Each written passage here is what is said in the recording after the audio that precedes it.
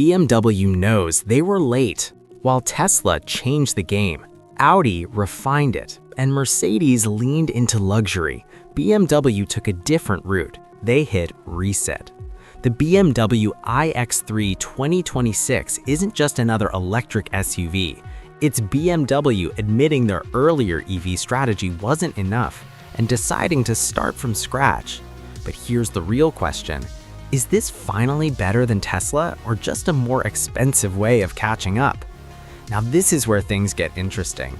BMW didn't just update the old iX3, they completely scrapped it. This new version is built on the Neue Klasse platform, a pure electric architecture designed from the ground up. And that changes everything. Older EVs, especially from legacy brands, often carried compromises: extra weight, less space, inefficient layouts. This one doesn't.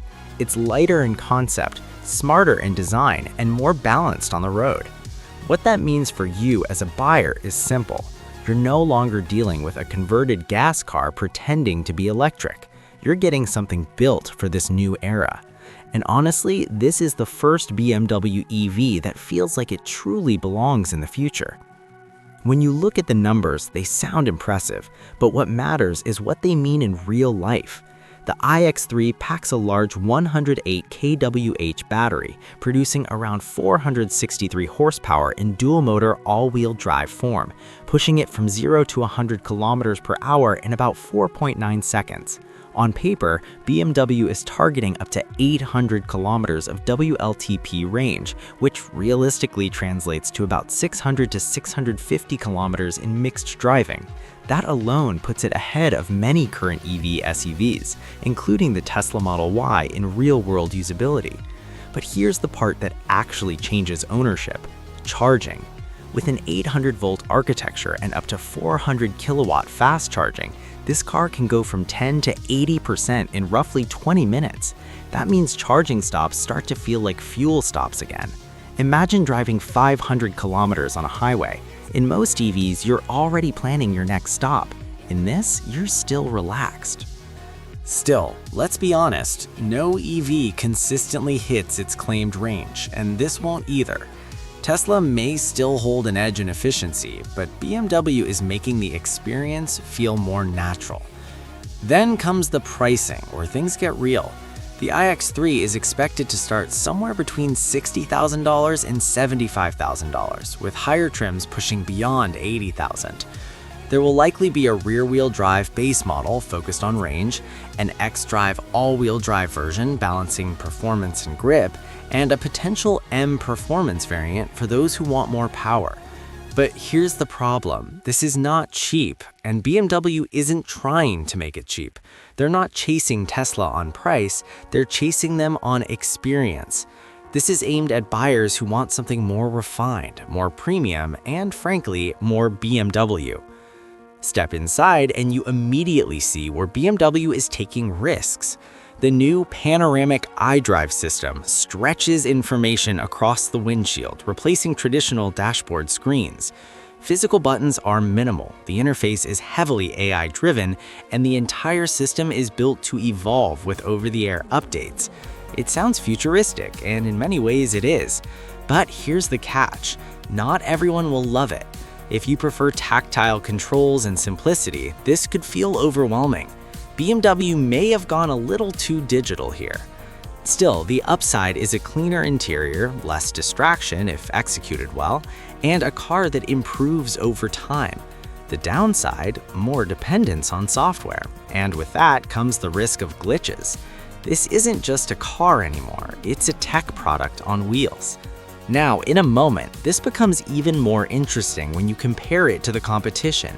Against the Tesla Model Y, which sits between $45,000 and $55,000 with around 530 kilometers of range, Tesla still dominates in efficiency and charging infrastructure. But BMW offers better ride quality, a more premium interior, and significantly faster charging capability. Tesla feels like a piece of technology. BMW feels like a car that happens to be electric. Move over to the Audi Q6 e-tron, priced similarly, between $60,000 and $75,000, and you get a more conservative approach. Solid tech, balanced performance, but less ambition. Audi plays it safe, while BMW pushes boundaries. Then there's the Mercedes-Benz EQE SUV, starting around $75,000, which focuses heavily on comfort and luxury. It's arguably the most relaxing EV to drive, but it lacks engagement. Mercedes is the luxury couch. BMW is trying to bring back the driver's car in an electric world. And that brings us to ownership, the part most people don't talk about enough. On the positive side, you're getting long range, meaning fewer charging stops, ultra-fast charging that actually fits into real life, and a premium build that should hold value well. But there are trade-offs. This is a first-generation platform, which means early bugs are possible. The heavy reliance on software increases the risk of glitches. The price is high, and charging convenience still depends heavily on where you live. Then there's the cost of ownership.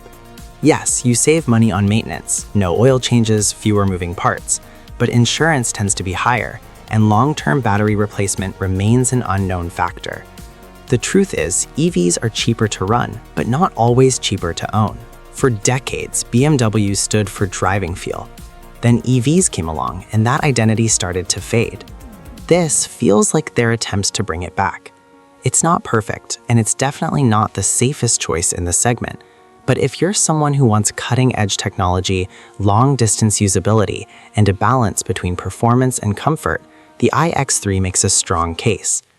On the other hand, if you prefer simplicity, lower cost, or rely heavily on Tesla's charging ecosystem, this might not be the right fit.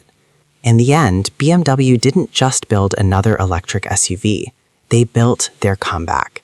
And if this is what the Neue Klasse era looks like, then the EV market isn't just evolving. It's about to get a lot more competitive.